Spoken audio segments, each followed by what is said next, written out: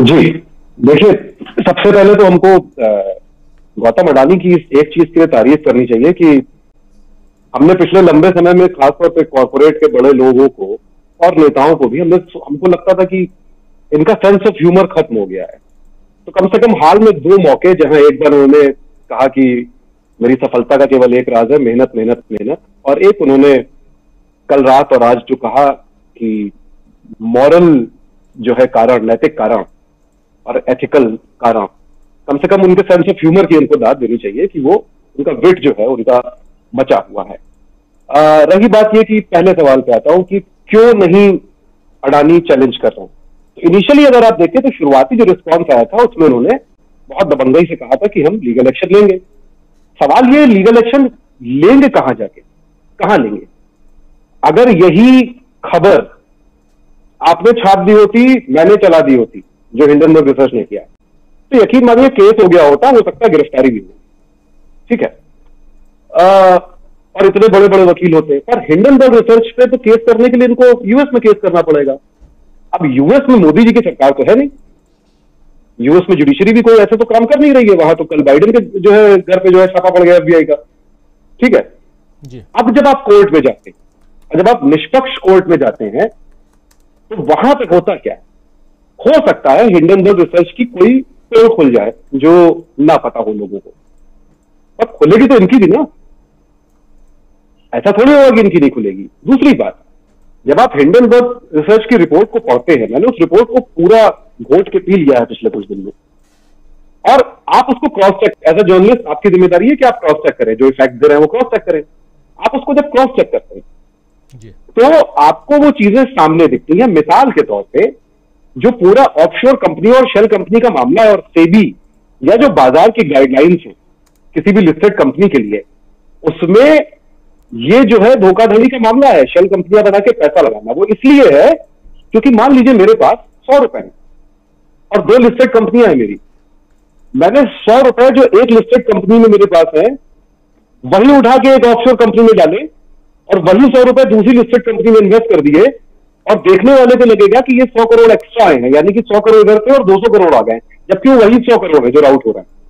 एक बात, अब खेल जो है उसको समझना है। तो जिन कंपनियों का, शेल कंपनियों का नाम लिया, उसमें से 2-3 के नाम गिनाता हूं जो छोटी है, क्योंकि मोंटेरोसा के बारे में बात हो गई, लोरा के बारे में खूब बात हो गई। एक कंपनी है जिसका नाम है एपीएमएस इन्वेस्टमेंट फंड। इस कंपनी, ये कंपनी भी मॉरिशस में बनी हुई है, ऑफशोर कंपनी है। इसकी नेट वर्थ क्या है? इसकी नेट वर्थ है 9,428 करोड़ रुपए।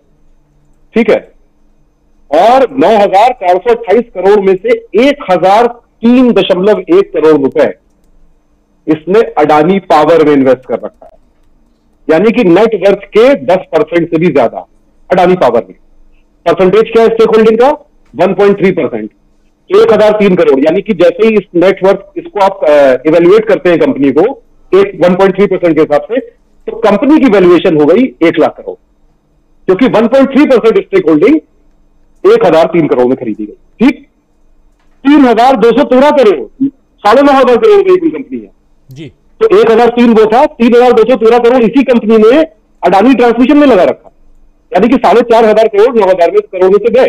परसेंटेज क्या है स्टेक होल्डिंग? 1.9%। टोटल वैल्यूएशन क्या हो गई? 2 लाख करोड़ के आसपास।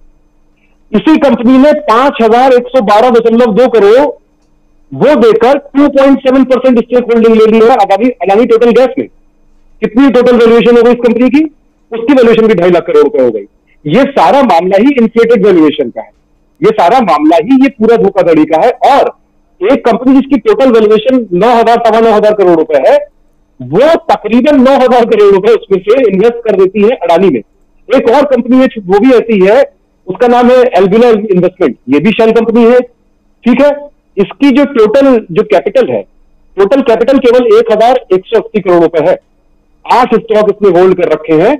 उस 8 में से अब आपको मैं एक नाम और लेता हूं, क्योंकि फोर्ब्स ने अपनी रिपोर्ट में कह दिया कि जिन लोगों ने 3% सब्सक्राइबर के अलावा आखिरी वक्त में आके अडानी के एसपीओ को बचाया शेयर खरीद के, उसमें से एक कोई जिंदल साहब भी है।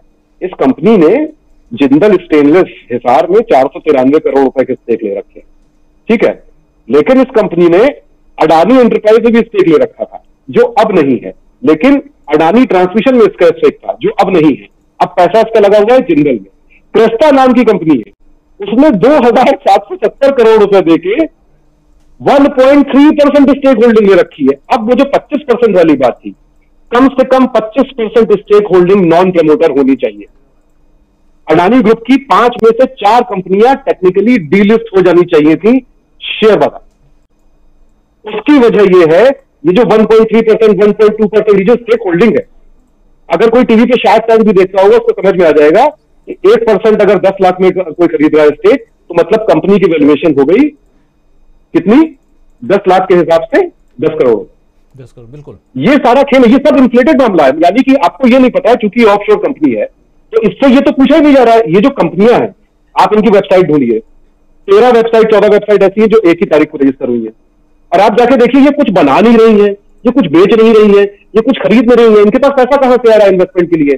तो हमको यही नहीं पता है कि जो 2,000 करोड़ रुपए है, ये हो सकता है कि गौतम अडानी और विनोद अडानी के ही है, जो उन्होंने अपनी एक एग्जिस्टिंग कंपनी में से निकाल के, जो मैंने आपसे कहा कि 100 रुपए यहां से उठाए वहां डाल दिए और कह दिया 200।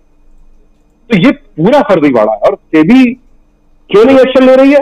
भाई सिंपल सी बात है, जब भी ऐसा कोई अपराध होता है, तो जब ये खुलता है तो आपको लगता है कि सेबी की जानकारी के बिना ही अब तक हो रहा है। आपको लगता है मोंटे रोसा सेबी की जानकारी के बिना एग्जिस्ट कर रही थी और इन्वेस्टमेंट कर रही थी, एलारा सेबी की जानकारी के बिना ऑपरेट कर रही है, गौतम अडानी इतना बड़ा आदमी सेबी की जानकारी के बिना 3 साल के अंदर हो गया। ये जो नेटवर्थ इन्फ्लेट हुई, तो सेबी फिर करती क्या है? सेबी का काम क्या है? निगाह रखना ही तो काम है ना। तो सेबी क्या करती है? तो जब खुलेगा वो लगेगी आग तो आएंगे घर कई जद में, वो वाला मामला है। इसलिए जी जब तक हो सकेगा चुप्पी रखी जाएगी। जी जी जी मयंक जी, बिल्कुल। और जो बात देखिए, मैं एक छोटी सी पहले तो कहानी, वो एफपीओ बात हो रही थी और अडानी और वो लत लगने वाली आपने बात कही, तो एक गांव था जिसके आसपास जो है एक विशेष प्रकार का जानवर जो एक शाख से दूसरी शाख पे कूदता है, उसको शाखा मृग कहते हैं। उसको शाखा मृग 2 तरह के होते हैं, एक मनुष्य होते हैं, वो मृग जो शाखा में जाते हैं, दूसरे होते हैं जो जंगल में रहते हैं।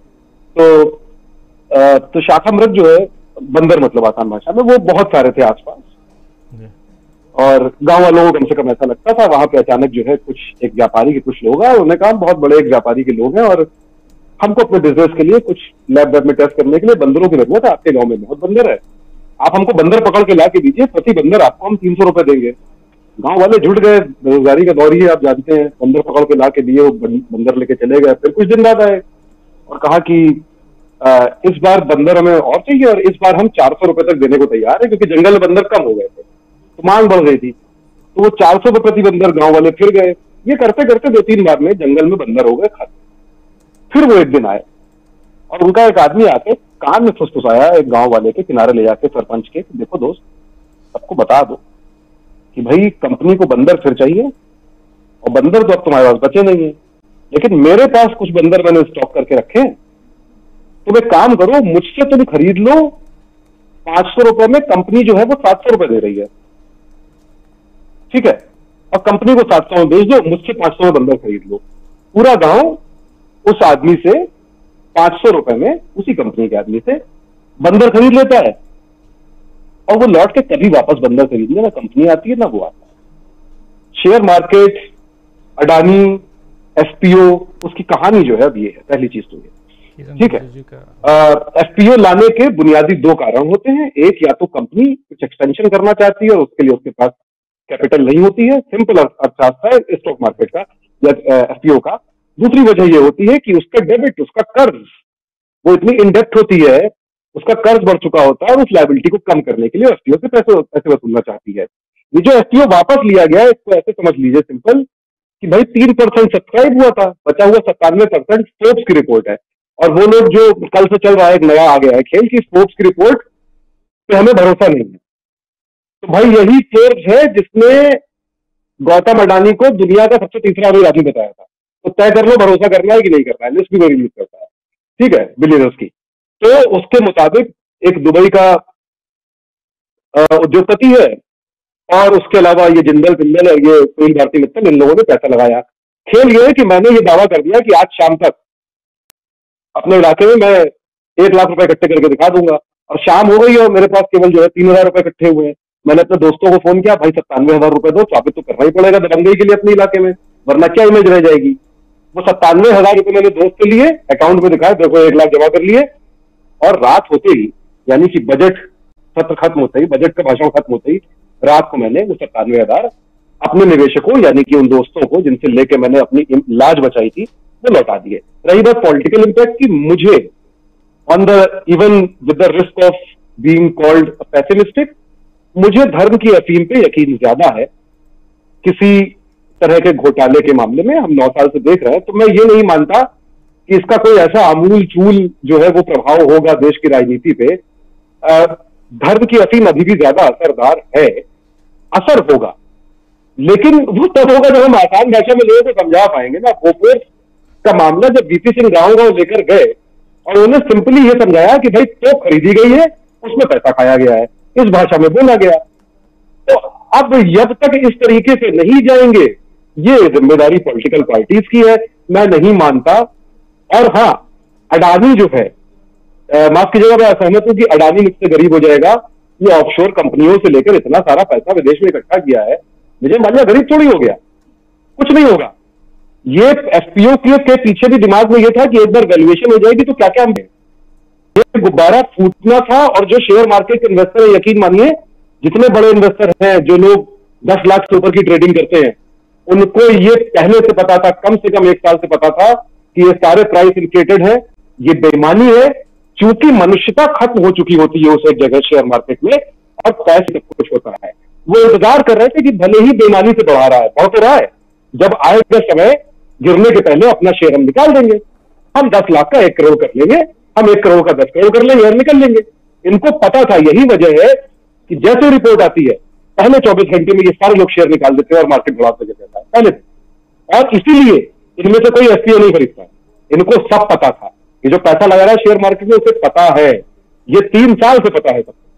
ठीक है, अब विदेशी कंपनी ने बोल दिया है तो हम भी चर्चा कर रहे हैं, पर पॉलिटिकल इंपैक्ट, एक, इसको आप कैसे लेके जाते हैं लोगों के बीच, कितना आसान करके। वो जो आदमी साथ से बैठा है, जो उनका वोटर है, जिसके पास व्हाट्सएप है, उसको आपको लगता है, समझ में आता है कि एफपीओ क्या होता है, ऑफशोर कंपनी कैसे काम कर रही है, उसको नहीं फर्क पड़ता है। उसको फर्क पड़ता है विदेश में बहुत नाम हो रहा है और वो भले ही दलित है चाहे पिछड़ा है, उसको आपने समाज में इतना हाशिए पे धकेल के रखा था बेचारे को कि अब उसको एक नई आइडेंटिटी मिल गई है हिंदू। वो इस भीड़ में शामिल होकर ताकत का अनुभव करता है। ये समाज उपलब्धियों से हीन समाज है, ना यहाँ निजी उपलब्धियां हैं लोगों के पास, ना सामूहिक सामाजिक उपलब्धियां हैं। जब तक उनके पास निजी और सामूहिक उपलब्धियां नहीं होंगी, वो हीन भावना से ग्रस्त रहेंगे और ऐसे में उनको जाति या धर्म या जेंडर ऐसी नकली गर्व करने की चीजों से वो आपके झांसे में हमेशा आते थे। बहुत सिंपल सी बात है। तो मैं पॉलिटिकली बहुत उम्मीद नहीं कर रहा, 5-6%, 10% का फर्क हो सकता है। बाकी हिंदू होने में जो ताकत का एहसास है वो किसी और चीज से